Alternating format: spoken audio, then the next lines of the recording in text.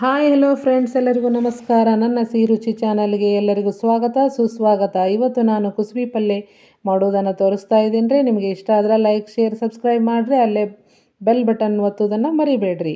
ಇದು ಉತ್ತರ ಕರ್ನಾಟಕದ ಸ್ಪೆಷಲ್ ಕುಸುಬಿ ಪಲ್ಯ. ಚಳಿಗಾಲದಲ್ಲಿ ವರ್ಷಕ್ಕೆ ಒಂದೇ ಸತಿ ಸಿಗುತ್ತೆ. ಸಿಕ್ಕಾಗ ಬಿಡಬಾರ್ದು, ತಾಳಿಸ್ಕೊಂಡು ತಿಂದುಬಿಡಬೇಕು.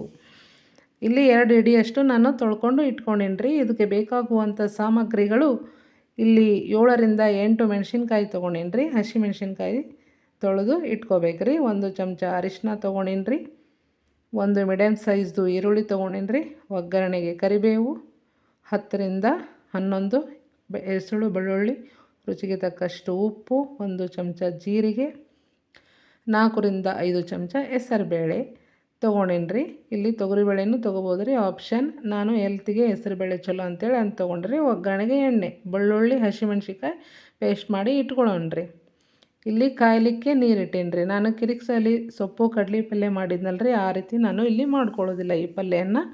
ಇದನ್ನು ಫಸ್ಟು ನೀರು ಕಾಯಿಸ್ಲಿಕ್ಕೆ ಇಟ್ಟು ಆ ನೀರು ಕುದಿ ಬಂದ ನಂತರ ಈ ಸೊಪ್ಪನ್ನು ಸಣ್ಣಗೆ ಮೀಡಿಯಮ್ ಸೈಜ್ನಲ್ಲಿ ಹೆಚ್ಕೊಂಡು ಇದರಲ್ಲಿ 10ರಿಂದ 15 ನಿಮಿಷ ಮುಚ್ಚಿ ಇಟ್ಕೊತೀನಿ ನೋಡ್ರಿ. ಇದನ್ನು ಬಿಸಿನೀರಿನಲ್ಲಿ 15 ನಿಮಿಷ ಮುಚ್ಚಿ ಇಟ್ಕೊಬಿಡಣ್ರಿ. ಸ್ಟವ್ ಹಚ್ಚಿ ಕುದಿಸ್ಕೊಳ್ಳೋದು ಬೇಡ್ರಿ, ಹಾಗೆ ಬಿಸಿನೀರಲ್ಲೇ ಮುಚ್ಚಿಡೋಣ್ರಿ. ಈಗ ಒಗ್ಗರಣೆಗೆ ಕಡಾಯಿ ಕಾಯ್ಲಿಕ್ಕೆ ಇಟ್ಟಿದ್ದೀನಿ ರೀ. 5ರಿಂದ 6 ಚಮಚ ಎಣ್ಣೆ ಹಾಕ್ತಾಯಿದ್ದೀನಿ. ಎಣ್ಣೆ ಕಾಯ್ದ ನಂತರ ಜೀರಿಗೆ ಸಾಸಿವೆ 1 ಚಮಚ ಹಾಕ್ತಾಯಿದ್ದೀನಿ ರೀ. ಜೀರಿಗೆ ಸಾಸಿವೆ ಚಟಪಟ ಅಂದ ಮೇಲೆ ಕರಿಬೇವು ಹಾಕ್ಕೋತೀನಿ ರೀ.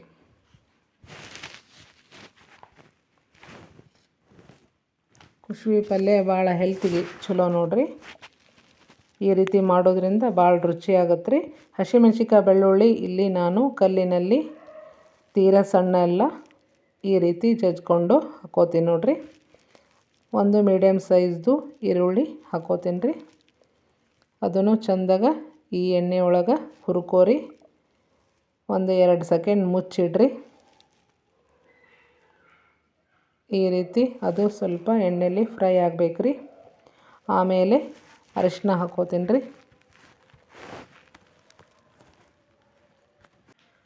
ಆಮೇಲೆ ಸೊಪ್ಪು ಬಿಸಿನೀರಾಗೆ ನೆನೆಯಿಟ್ಟಿದ್ವಲ್ಲ ರೀ, ಅದನ್ನು ನೀರು ಚೆಂದಾಗ ಬಸ್ಕೋಬೇಕು ರೀ. ಚಮಚಲ್ಲಿ ಹತ್ತಿಗೆ ಬಸ್ಕೊಂಡು ಈ ಸೊಪ್ಪನ್ನ ಈ ಒಗ್ಗರಣೆಗೆ ಹಾಕ್ಬೇಕು ರೀ. ಎಣ್ಣೆ ಒಳಗೆ ಸರಿಯಾಗಿ ಕಲಿಸ್ಕೋರಿ. ಅದನ್ನು ಬಿಸಿನೀರು ಒಳಗನ ಅರ್ಧ ಬೆಂದ್ಕೊಂಬಿಟ್ಟಿರ್ತೈತೆ ರೀ ಅದು ಸೊಪ್ಪು. ಹಂಗೆ ತಾಳಿಸಿದ್ರೆ ಇದು ಸರಿಯಾಗಂಗಿಲ್ಲ ರೀ. ಬಿಸಿನೀರಾಗ ಹಾಕಿದ್ರನ ಕುಸುಬಿ ಪಲ್ಯ ಭಾಳ ರುಚಿಯಾಗುತ್ತೆ ನೋಡಿರಿ. ಇದನ್ನು 5 ನಿಮಿಷ ಲೀಡ್ ಕ್ಲೋಸ್ ಮಾಡಿ ಇಟ್ಕೊಳ್ಳೋಣ ರೀ. 5 ನಿಮಿಷ ಆದಮೇಲೆ ಇದನ್ನು ಸ್ವಲ್ಪ ಮತ್ತೆ ಚಮಚಲೆ ಕೈ ಆಡಿಸ್ಕೊಳ್ರಿ. ಮೇಲೆ ಕೆಳಗೆ ಮೇಲೆ ಕೆಳಗೆ. ಆಮೇಲೆ 2 ತಾಸು ಹೆಸರುಬೇಳೆ ನೆನೆಸಿಟ್ಕೊಂಡಿದ್ದರೆ 2ರಿಂದ 3 ಚಮಚ ಹೆಸರುಬೇಳೆ ಹೆಲ್ತಿಗೆ ಭಾಳ ಒಳ್ಳೇದು ನೋಡಿರಿ. ಅದಕ್ಕೆ ನಾನು ಹೆಸರುಬೇಳೆನ ಹಾಕ್ಕೊಂಡಿನಿ ರೀ. ನಿಮಗೆ ಬೇಕಂದ್ರೆ ತೊಗರಿಬೇಳೆನೂ ಹಾಕ್ಕೋಬೋದು. ಇದನ್ನು ಚೆಂದಾಗ ಕಲಿಸ್ಕೊರಿ. ಆಮೇಲೆ ರುಚಿಗೆ ತಕ್ಕಷ್ಟು ಉಪ್ಪು ಹಾಕೋದ್ರಿಂದ ನೀರು ಬಿಡುತ್ತೆ ರೀ ಪಲ್ಯ.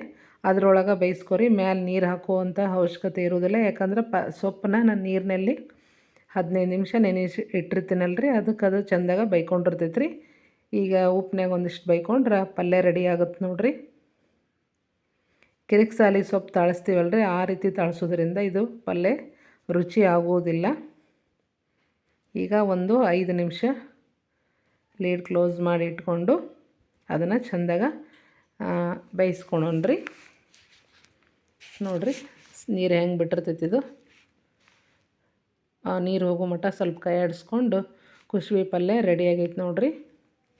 ವರ್ಷದಾಗ ಒಂದೇ ಸಲ ಬರ್ತೈತೆ ರೀ. ಕುಸುಬಿಯಿಂದ ಕಾಳು ಆಗತ್ತೆ ರೀ. ಕುಸುಬಿ ಕಾಳು ಅದರಿಂದ ಎಣ್ಣೆ ತೆಗಿತಾರೆ. ಈ ಸೈಡ್ ರೈತರು ಕುಸುಬಿ ಕಾಳು ಬೆಳೆದು ಅದರಿಂದನೇ ಎಣ್ಣೆ ತಗೊಂಡು ಅಡುಗೆ ಮಾಡ್ತಾರೆ ರೀ.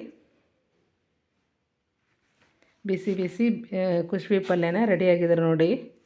ಸೋಲಿನ ಪಾಠ ಚಂದ, ಹಸಿವಿನ ಊಟ ಚಂದ, ಪ್ರೀತಿಯ ಕೋಪ ಚಂದ, ಜೀವನದಲ್ಲಿ ಎಲ್ಲ ಸ್ವೀಕರಿಸುವ ಮನಸ್ಸಿದ್ದರೆ ನಮ್ಮ ಬದುಕೆ ಆನಂದ ನೋಡ್ರಿ.